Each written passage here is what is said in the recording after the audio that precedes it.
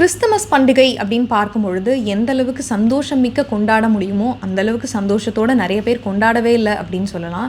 நிறைய இடங்களில் வந்து அவங்க போட்டிருக்க கடைகளை உடைக்கிறது, அது மட்டும் இல்லாமல் அவங்க வச்சிருக்க உருவ பொம்மைகளை போயிட்டு எரிக்கிறது, அடித்து உடைக்கிறதுன்னு சொல்லிட்டு இந்த சங் பரிவார் கும்பல்கள்லாம் வந்து செயல்பட்டுட்டு வராங்க. ஸோ டெல்லியிலேருந்து கேரளா வரைக்கும் அமைதி இல்லாத ஒரு நிலை தான் வந்து ஏற்பட்டிருந்தது.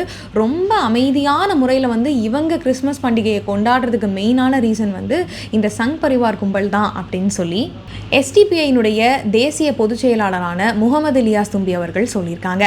ஸோ இந்த மாதிரி வந்து வன்முறை சம்பவங்களுக்கு எதிராக போர்க்கொடி தூக்குறவங்க அப்படின்னு சொல்லி பார்க்கும்பொழுது அவங்களெல்லாம் வந்து வன்முறையாக வந்து கண்டிக்கணும் அப்படின்னு சொல்லியிருக்காங்க.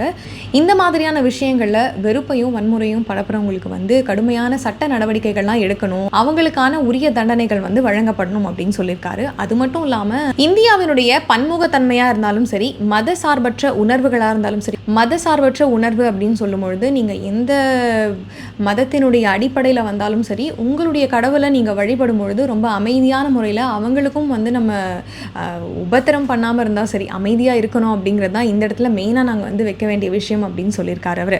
இந்த மாதிரியான விஷயங்கள்லாம் ஒன்றிய அரசு கண்டிப்பாக வந்து பாதுகாப்புகள் கொடுக்கணும், இந்த மாதிரியான விஷயத்துக்கு உடன் நிற்கணும்னு ஒரு சில விஷயங்களை முன் வச்சிருக்காங்க.